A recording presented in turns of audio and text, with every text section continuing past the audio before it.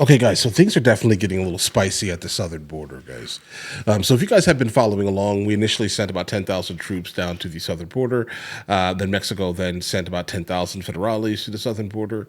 And we've now are kind of looking at a stalemate, I'd say here. So obviously, nothing nefarious is actually happening. They realize that these tariffs are coming on Tuesday, right? Kind of no matter what. So what they're doing right now is they're trying to do anything in their power to actually stop this act from actually happening. But I'm not sure that's actually working. Let's say. Because no matter what, these tariffs have to kind of come to Mexico and Canada and to everywhere else that is basically taking advantage of us. Yes. So now here's the issue here. So now we do have a couple of people that have been extradited from Mexico into the United States of America. That's a good thing. A couple of them are starting to talk. They're giving some really good details. Yeah. That while at the same time, the U.S. is kind of openly threatening Mexico. Like if Mexico does not do exactly, what needs to be done to basically stop them from being a narco state, which I'm not sure that's even plausible because most of the politicians are in the pockets of the cartel. So how does this happen? Okay. Number one, but it does kind of seem like the Pentagon is basically propping the U.S. military up to do something absolutely crazy in Mexico. I'm not sure I really want to let's say exit the Ukraine in terms of our money and put that money now towards Mexico because it seems like, I don't want to try to fear monger here, guys, but it seems interesting because if we're sending troops and nothing is basically off the table in terms of what the U.S. government is going to do to Mexico, let's say, what does that mean? Does it mean that we're leaving financially the Ukraine to then put that money into some gigantic push into Mexico? That's what it sounds like. Well, let's see where this takes us, guys. I haven't watched the video yet, but we will be finding out exactly what's going on with this here, guys. But this is a suggestion via Discord. Let's check it out. Southern border now, more than 24 cartel leaders now in the U.S. extradited by Mexico, including the DEA's most wanted drug lord. In just 3 minutes, you'll hear directly live from a former Sinaloa cartel kingpin the two tactics he believes it'll take to finally bring down the cartel.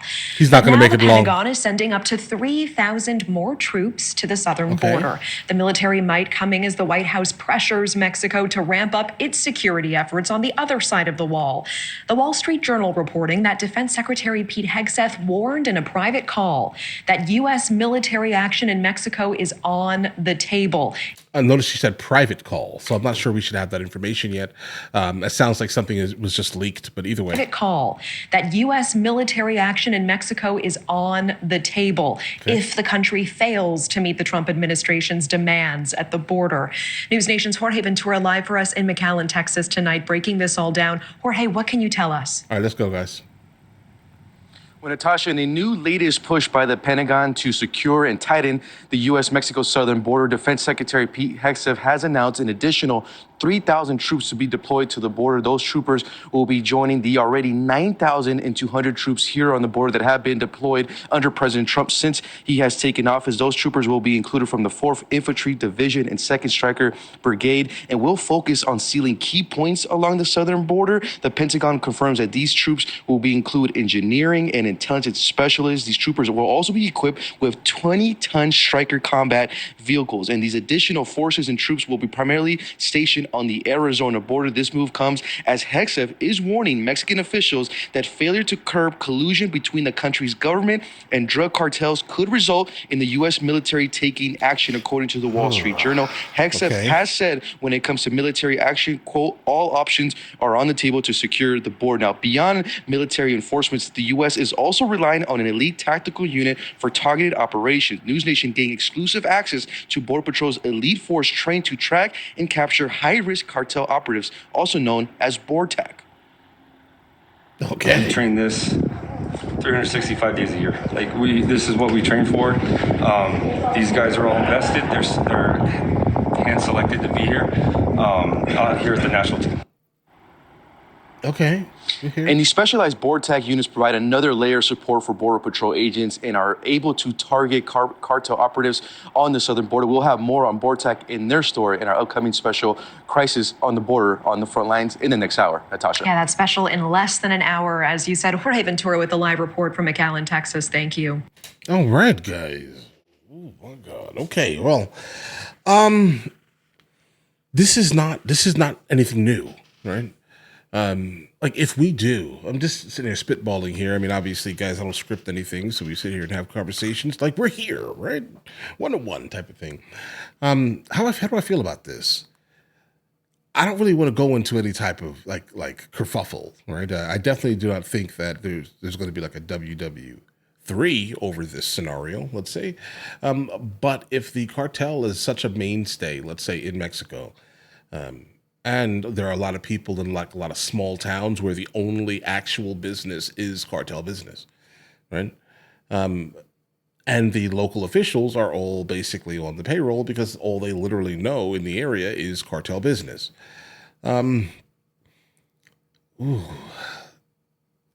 I think if it didn't affect us so drastically, right, like with the amount of people that are losing their life due to all type of fent, let's say, related instances, and the concept of like trafficking, let's say, people, you get what I mean here, guys. I think that it wouldn't be like the number one thing on our list to do, guys, but it definitely does kind of feel like something is definitely coming. It's just obviously just my opinion here. I'm not gonna. I haven't researched that specific issue that deeply because I'm catching the information with you guys. Right? But how I do feel about it is that I definitely do not want another kerfuffle. I truthfully don't. I think we need to kind of for a little while work on getting America good, right? The people, the citizens of America good, fixing the economy, not inflating it due to some type of kerfuffle, let's say on our border. But obviously, we do need to fix our border. That's just the reality of the situation. Is since Trump has been in office, border crossings have gone down, but 94.7%. That's a great thing. Okay.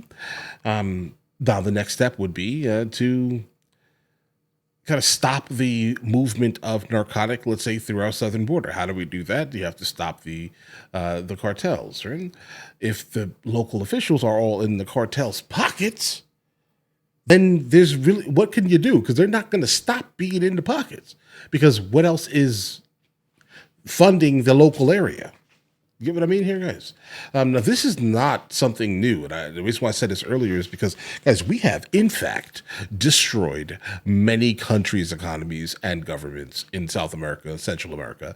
That is just what we have been known for in that area. You go to the area and ask how they feel about America. A lot of the issues and dilemmas that cause some of the people from South America, Central America, Mexico to come up through our northern border are things that we caused 20, 30, 40 years ago. These are the repercussions of the actions that we did here. And it even goes all the way up to the concept of the war on drugs, guys. Right? It goes up to then. We've done a lot of damage. I'm telling you. I'm not trying to make a joke out of it here, but guys, we definitely did a lot of damage in Central and South America. And if we now add Mexico to the list, it's rough, guys. It's rough. Like, we know that no country should be living underneath the threat of constant and consistent brutality. The reality of that situation is that is true. I think that is a true and honest statement right there, guys. Okay, but like, if it didn't directly affect us, we wouldn't even be bothering with it. But it affects us. So we have to do something, obviously, about it if their country is, in fact, a narco state. If it is, in fact, a narco state, we have to do something. But I'm not sure it should be an all-out, kerfuffle. But I think it'll probably end up turning into that type of thing, right? Because, again, there are a lot of small towns that are just that. And if you start going after the people that are funding these small towns basically are going to be massively impoverished. They're going to start going away. And then what are we doing here? Ending people's family members' lives. And what happens? We just built a brand new IS, let's say, right? Basically, but closer to us. So all of the things that we have basically said, how we've never historically had any other like nation do like, massive warfare in our country, that would change. Okay, we need to look at not just the right now, but what are the repercussions, because we do definitely have historical references and reference points for the last time we tried to do something like this. All right. And it did not turn out well at all. But let's see where this goes, guys. I mean, I'm definitely going to follow the story. I know that it needs to stop, but there's like a moral issue here because the repercussions of it are going to be crazy. The right now is going to be great, right? It's going to stop for a while, but just give it 10 years, decade and a half, and you're going to see the country start to fall. And then those people are going to move up north in an even bigger push than they ever moved. But either way, just my opinion here, obviously, guys. But all right, you guys all have an absolutely amazing day. Enjoy your day thoroughly. The fact that you just made it to the end of the video says a whole lot, actually. We have a couple other channels. MrLboyd Music, MrLboyd Movie Reacts, along with MrLboyd Discusses, where I just generally speak about the things that specifically matter to me. But in the meantime, I'll catch you guys later.